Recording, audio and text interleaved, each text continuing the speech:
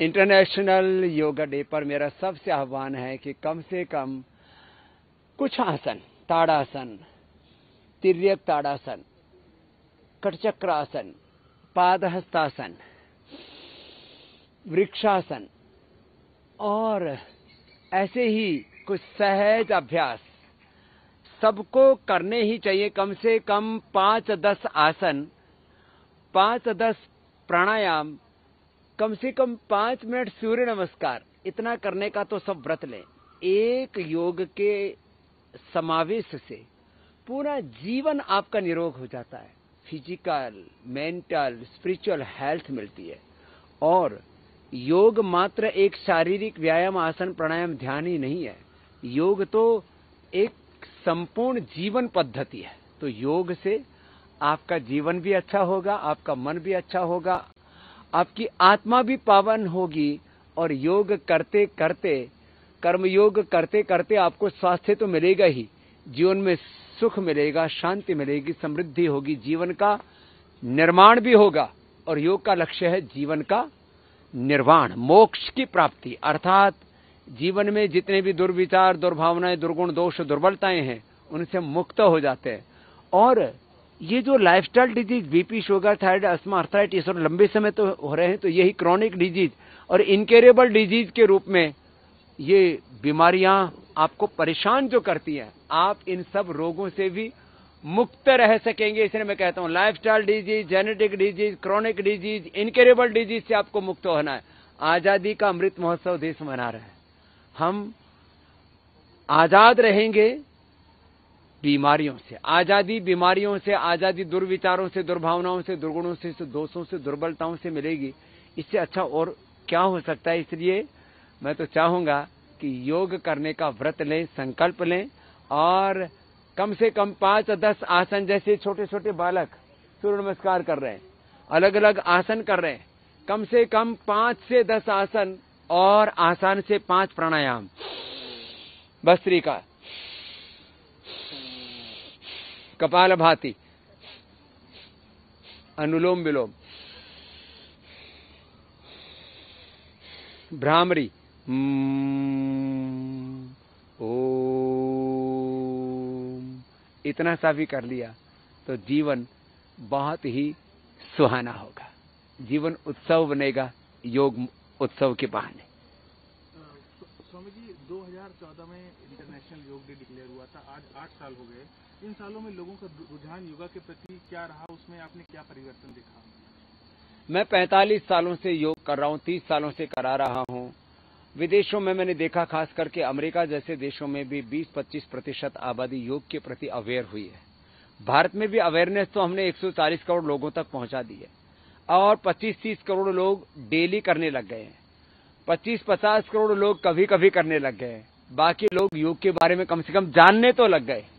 योग तत्व को जानना ही बहुत बड़ी बात है और उसमें कम से कम कपालभाति, अनुलोम विलोम, मंडूकासन, वज्रासन, शीर्षासन, सर्वांगासन, ऐसे कुछ आसन हैं जो लोगों की रोजमर्रा की जिंदगी में सम्मिलित हो गए हैं। और मैं चाहता हूं ये योग, ये आयुर्वेद, ये स्वदेशी का तत्व, ये सात्विक तत्व लोगों के जीवन में निरंतर आगे बढ़ता रहे। मैं आशान्वित हूं कि धीरे धीरे योग की तरफ और ज्यादा बढ़ेगा संसार। स्वामी जी, हमारे प्रधानमंत्री योगी जी का कितना योगदान रहा है योग को नई पहचान दिलाने में? घर घर तक योग को पहुंचाने में भगवान ने हमको निमित्त बनाया, लेकिन 177 देशों के समर्थन के साथ इंटरनेशनल योग डे की यूएनओ में उसकी एक साथ उसकी घोषणा कराना और पूरी दुनिया का योग उत्सव में सम्मिलित हो जाना, इसका पूरा श्रेय मोदी जी को जाता है। इसलिए हम कृतज्ञ हृदय से मोदी जी का अभिनंदन करते हैं कि एक ऐसा प्रधानमंत्री देश को मिला जो खुद योग करता है। मोदी जी खुद योग करते हैं और इंटरनेशनल योगा डे पर सार्वजनिक तौर पर योग के कार्यक्रम में सम्मिलित होते हैं। और ये एक गौरव की बात है कि देश का प्रधानमंत्री योग को, आयुर्वेद को, स्वदेशी को, भारत की आत्मनिर्भरता को, हमारे सनातन परंपरा को, वेद ऋषि परंपरा को गौरव देते हैं। ऐसे प्रधानमंत्री के शासन काल में योग का अनुशासन, आत्मानुशासन अब देश के लोगों का इस तरफ रुझान बढ़ रहा है, यह बहुत ही फख्र की बात है। बाबा जी, बहुत से युवा योग से जुड़े हुए हैं और अभी हाल में ही सरकार ने अग्निपथ स्कीम लॉन्च करी है, उसको लेकर काफी बच्चों में गुस्सा भी देखा गया। सर, इसमें आप क्या कहना चाहेंगे?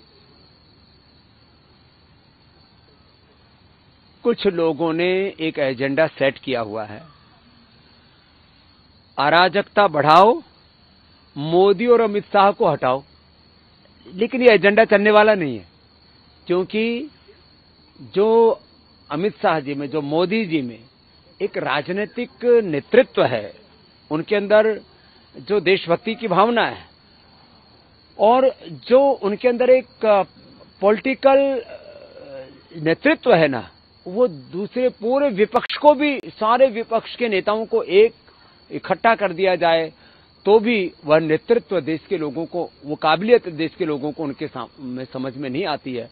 एक तरफ मोदी जी का, अमित शाह जी का पहाड़ जैसा नेतृत्व है और दूसरी तरफ जो लोग हैं वो सब मिलाकर के भी मोदी जी और अमित शाह जी का मुकाबला नहीं कर पाते हैं।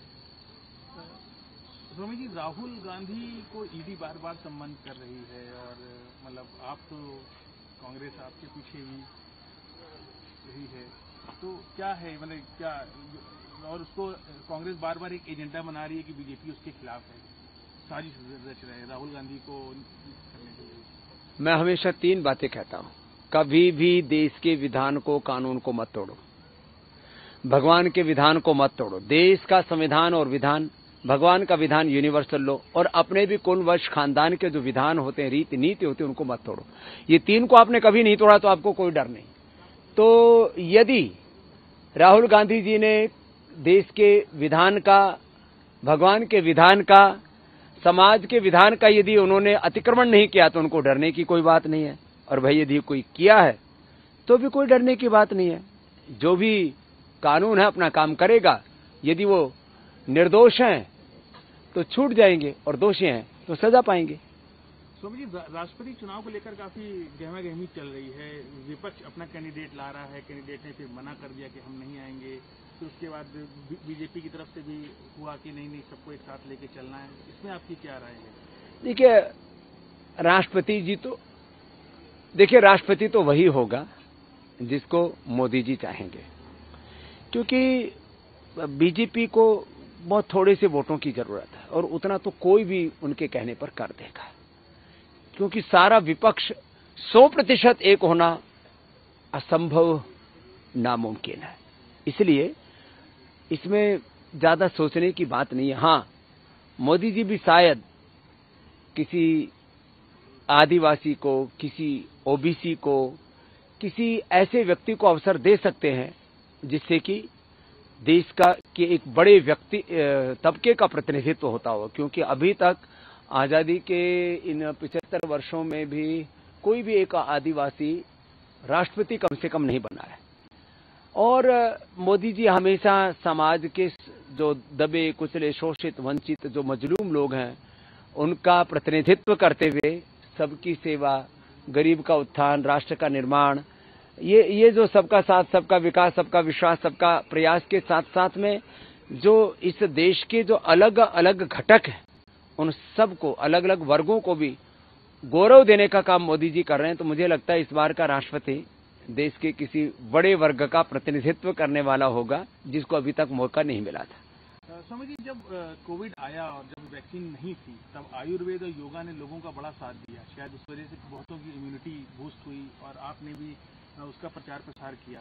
तो अभी कोविड जैसे थमा सा है, थोड़ा रफ्तार धीमी हुई है उसकी, तो अब क्या मैसेज देना बोलेंगे कि अभी भी लोगों को वही खतरा अभी टला नहीं है, योग करते रहें, गिलोय तुलसी पीते रहें, अपनी जीवन शैली अच्छी बना करके रखें, क्योंकि यदि हमारा प्रतिरक्षा तंत्र, हमारी इम्यूनिटी मजबूत है तो हम कोरोना से नहीं, BP, sugar, thyroid, asthma, arthritis, तमाम तरह की लाइफस्टाइल डिजीज और जेनेटिक डिजीजों का भी उभरने का खतरा हमारी जिंदगी में बना रहता है। और इतना ही नहीं, हमें अलग अलग शारीरिक चुनौतियों के साथ मानसिक चुनौतियों का, संघर्षों का, अलग अलग प्रकार के संकटों का, समस्याओं का सामना करना पड़ता है, रूबरू होना ही पड़ता है। जीवन में चारों ओर शत्रु घात लगाए बैठे रहते हैं। ऐसे में आपने यदि योग नहीं किया तो आपका सुरक्षा चक्र कहीं कमजोर पड़ जाएगा। इसलिए योग को, आयुर्वेद को अपना बॉडीगार्ड हमेशा बना के रखना है।